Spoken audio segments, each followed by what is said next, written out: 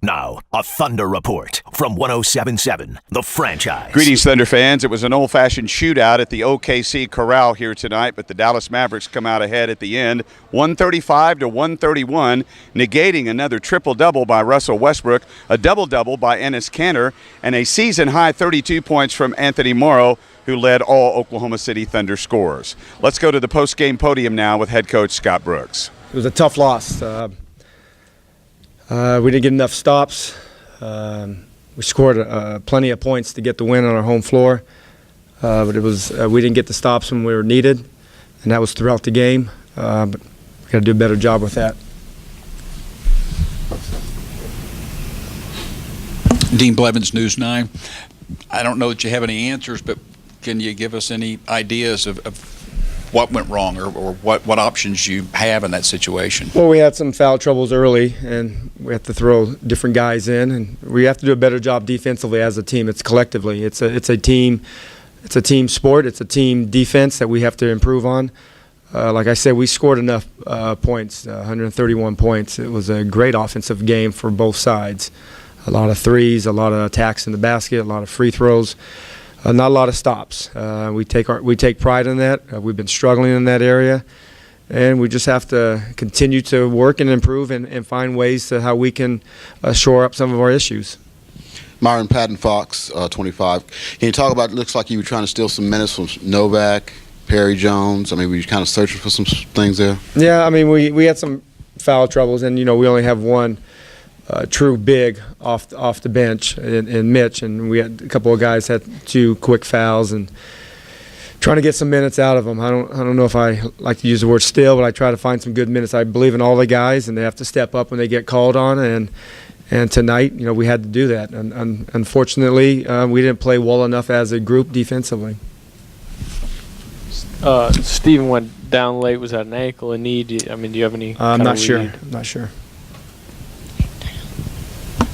Darnell Mayberry, Oklahoma. Scott, when Steven picked up his 4th foul, I think 32 seconds in the 3rd, how much did that hurt you guys? It definitely hurt. He's our rim protector. He's the guy that can defend. And when he picked up that early in the 3rd quarter, that put a lot of pressure on us defensively. But we managed. We built up a lead, and then we took a couple of tough shots and gave them a chance. And with points around the basket, I think they had 72 points in the paint. That's ridiculous. We have to do a better job of protecting the basket, but more importantly, we have to do a better job of stopping the ball from getting to the basket. Coach, was it more fundamentals or effort or just better offensive talent, or what was it when you break it down? Both teams have a lot of offensive talent. There's no question about it. They do and we do. 135 to 131 in a 48-minute game, that's a lot of points.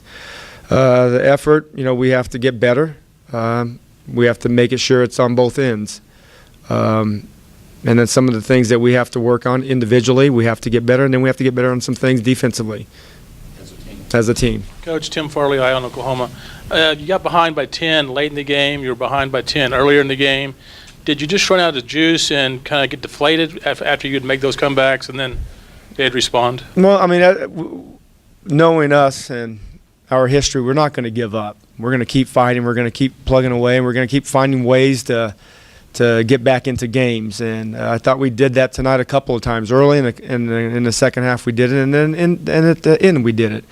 We have to sprinkle in some defensive stops. And against a team like this that can score, they can score a bunch of points, and they got a lot of offensive talent in their starting team, and then they're off their bench. They got guys that can score, and they did a good job. They scored a couple more points than us. Scott, with so many guys who aren't known as defenders, I mean, how difficult is it for them? Are we expecting too much out of them to be able to do the things that you guys normally do defensively? Do you have to maybe change up kind of what you do on that end of the floor? Yeah, I mean, there's a lot of good players and a lot of good defensive players that are not on the floor right now with Serge and Kevin, Nick, and Dre.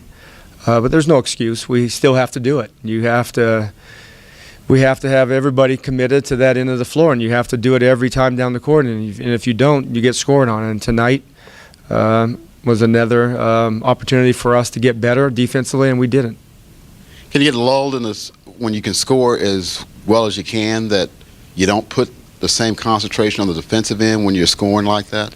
Well, I don't know if it's the concentration. There's a lot of things that go into it. It's a 5-man. Everybody has to be on the same page, and it's not all of them. I mean, it's making a trade and having a bunch of guys playing that weren't here early on, and guys playing minutes that they weren't playing early on. So there's a lot of things that they have to improve on, and then we haven't had a lot of practice times, but that's still not an excuse. We still have to do a better job. This time of the year, you don't have room for error. You have to continue to compete, and every game's critical. Coach, how big a factor is Serge? I mean, if Serge is in a game like tonight, that's 72 paint points. What does that number become? And is he on schedule coming back? Well, I don't want to get into we have guys that are not playing. I mean, they're not playing. We have to do a better job defensively. We all know Serge is one of the best shot blockers in the game for the last 5 or 6 years. He's not practicing with us. He hasn't been on the court with us, and he's in his rehab process, 4 to 6 weeks. I don't know where, maybe it's 2.5 weeks or so, but he's doing everything he can, and he won't be on the court until he's 100% ready. All right, that's Thunder coach Scott Brooks. Oklahoma City travels to Memphis tomorrow for Friday's game against the second-place Grizzlies. Tip-off at 7 o'clock at the FedEx Forum in Memphis. We get things started with Countdown to Tip-Off presented by Homeland and Bank 7 at 6 o'clock on Friday night. We hope you'll join us. The final score once again, Dallas 135, Oklahoma City 131. Thanks for watching this edition of the Franchise Thunder Report. I'm David Garrett for 1077 The Franchise.